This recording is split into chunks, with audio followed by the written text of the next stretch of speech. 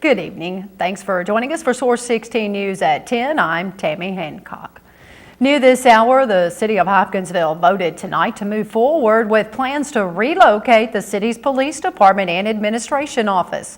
During tonight's City Council meeting, council members approved $490,000 from the city's capital budget to go towards the design plan of renovating the Lackey Municipal Building to be used by the Hopkinsville Police Department and to relocate the city's administration office to downtown. And it's a positive move forward for the city of Hopkinsville because we're achieving two great purposes. Number one, we're going to be able to give our police department the kind of building, the kind of facility that they need to be able to do their work properly. They've been in a building that's too small and inadequate for a long time, and so we're going to be able to solve that problem. And then also we're going to be able to make a really bold move to revitalize downtown Hopkinsville. And I'm hoping that with the city making an investment like we're going to make downtown, that this will encourage private developers and landowners to make investments in downtown Hopkinsville. In other action, council members approved the second reading of the $25.2 million operational budget for fiscal year 2010-11 on a 10-2 vote, with Ward 5 Councilman Charlie Henderson and Ward 6 Councilwoman Ann Cherry voting no. Council members also approved the second reading of the upcoming $26.6 million operational budget on a 10-2 vote, with Henderson and Cherry voting no. And the capital budget for the next fiscal year was approved on an 11-1 vote, with Cherry voting no. And other business, council members unanimously approved continuing the residential enterprise zone housing incentives and adopted a flood hazard mitigation plan. Sad news for several local families this evening. A 53-year-old Hopkinsville native critically injured in a crash that killed a local hairdresser and her 11-year-old son last week has died at a Nashville hospital. Lewis Hancock Higgins of Ashland City succumbed to his injuries last night at Vanderbilt University Medical Center, where he was flown after the two-vehicle wreck last Thursday afternoon. Tiffany Rodriguez, a Hopkinsville native and businesswoman, and her 11-year-old son, Joshua Reyes, died at the scene of the accident that occurred on Ashland City Highway in Cheatham County. Her 6-year-old daughter was also injured in the fatal crash and was taken to Vanderbilt Children's Hospital, where she remained until she was released over the weekend. Huggard and Beard Funeral Home is in charge of the arrangements for Higgins. The Kentucky Transportation Cabinet will be hosting a public meeting Thursday to discuss the widening of US 68 Kentucky 80 in Trigg County. Officials say the purpose of the meeting is to allow the public to voice their concerns about plans to reconstruct 2 miles of the US 6880 corridor from the end of the Lawrence Memorial Bridge at Canton to near the Kentucky 1489 intersection.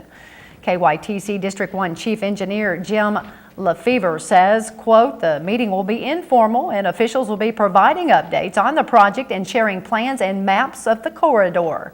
The meeting is scheduled for Thursday night from 5 until 7 in the Lake Barkley State Resort Park Sunrise Room. Well, the city of Mayfield has been awarded a safety grant by the Kentucky League of Cities Insurance Services. Referring to the over $3,500 grant, Mayor Teresa Cantrell says, quote, we use every opportunity to make our city safe. The grant will be used for several safety items, including safety vests for the police and fire departments, helmets for the fire department, 24 first aid kits for each of the police cruisers, 2 tons of crumb rubber for playgrounds in the city parks, and 200 online safety courses for city employees. In these uncertain times, the mayor says, grants such as this one are a particular way to make the city's budget go further, as well as provide products and training that will enhance public safety. The Kentucky League of Cities has awarded in excess of $3 million since the safety grant program started in 1999. In addition to Mayfield, 114 other KICIS members received safety grants. A total of $420 was awarded in this year's program.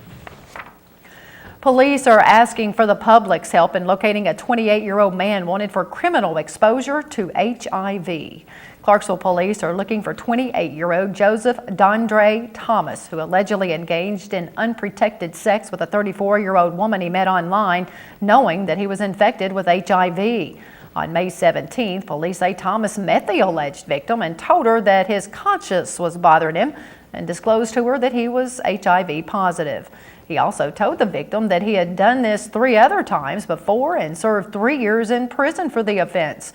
Police say Thomas's last known address is on Kingview Drive in Nashville. Anyone with information is asked to contact the Clarksville Police Tips Line at 931-645-8477. A Hardin County judge has delayed his ruling on whether or not a Fort Campbell soldier accused of murdering his estranged wife and her former mother-in-law can walk out of jail as a free man. According to reports, Commonwealth Attorney Chris Shaw appeared in court this afternoon to ask the judge to drop all charges against Brent Burke without prejudice. However, court adjourned for the day without the judge making the decision. In addition, the judge asked the family of the victims to write what kind of consultation they received from Shaw before he made the motion to dismiss the charges. For the past 4 years, Burke has been in jail charged with the 2007 double murders of his estranged wife, Tracy Burke, and her former mother-in-law, Karen Comer, at her Whiteyville home. A trial date has been set for a Clarksville woman arrested on Interstate 24 in Marshall County after she allegedly snorted bath salts and assaulted one of her 2 children. A Marshall County Circuit Court judge Monday scheduled the trial for 29-year-old Cynthia Palmer for October 31st, with a final pretrial conference set for October 17th. Kentucky State Police were called to I-24 in Marshall County on March 1st after receiving calls from motorists about children walking down the westbound lanes of the interstate. Police found Palmer walking in the median with her 5-year-old Caleb, and her 2-year-old Jeremiah was found lying on the pavement with a severe head laceration. Initially, police thought Palmer had dropped her 2-year-old, causing the head injury, but Palmer told officers she had hit him with a folding stool. The 2-year-old was flown from the scene to Cosair Children's Hospital in Louisville, where he underwent treatment and recovered.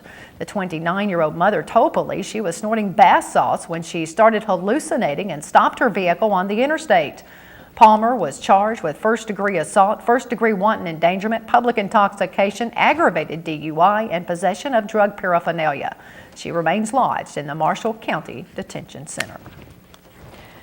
A Kentucky Department of Fish and Wildlife Resources officer from Callaway County appeared in Fayette District Court today for allegedly using his badge to bring in his underage daughter into a bar. According to reports, University of Kentucky police charged Bradley Lowe with endangering the welfare of a minor and alcohol intoxication in a public place. The arrest report shows that Lowe flashed his badge and claimed he was a federal officer, and his 15-year-old daughter was being used to catch an Arab sex ring. When officials arrived on the scene, Lowe was reportedly intoxicated, could not follow simple directions, and was unsteady on his feet. In addition, officers reported that his 15-year-old daughter was found with an alcoholic beverage in her hand. Lowe reportedly was released after posting bond and is currently on paid administrative leave. Motorists traveling in Fulton and Caldwell counties need to be aware of some planned road closures. The Hickman-Fulton County RECC plans utility work that will require some brief road closures in Fulton County tomorrow and Thursday. According to Transportation Cabinet spokesman Keith Todd, a utility crew will be running lines across Kentucky 1099 and setting poles and running lines along Kentucky 94 around the 11-mile marker in Fulton County. Todd says the utility work will require brief road closures at these sites Wednesday and Thursday. Meanwhile, a Transportation Cabinet contractor plans asphalt paving along Kentucky 139 South Jefferson Street and Kentucky 91 Marion Road in Caldwell County this week. The paving work along South Jefferson Street will be from the intersection of West Legion Street northward to Main Street. Traffic will be detoured via the Kentucky 293 truck route during the work, so travel delays should be minimal. In addition, crews will be paving along Kentucky 91, the Marion Road, from the intersection of Linton Way northward to the Western Kentucky Parkway. Paving is expected to begin tomorrow, and some delays are possible during the placement and movement of equipment. Rogers Group is the prime contractor on this $402,000 highway improvement project in Caldwell County.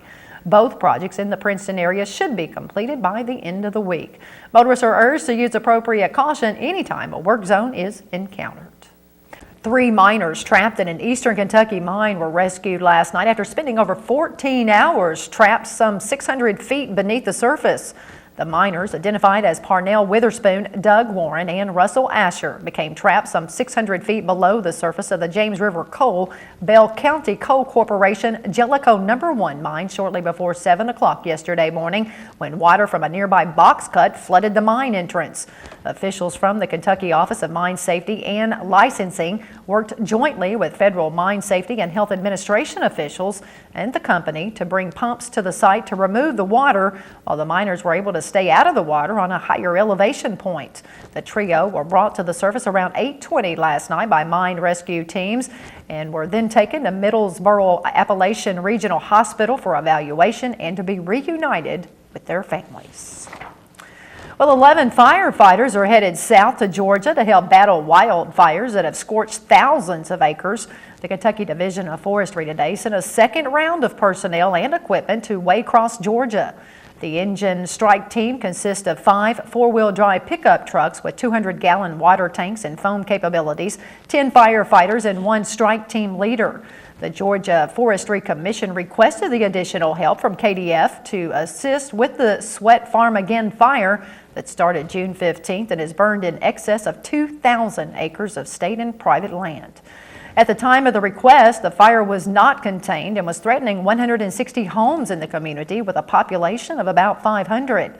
Another firefighting crew from Kentucky is currently battling the Espanola fire in Florida, a 5,000-acre fire in Flagler County. A total of 55 boys and girls from the Mayfield and Madisonville State Police Post districts recently spent a week at Trooper Island Camp.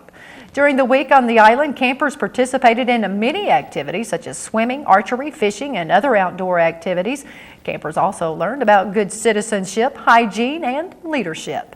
Before leaving the island, the campers were treated to a cookout at the Madisonville Post, courtesy of Richard Gordon of Madisonville.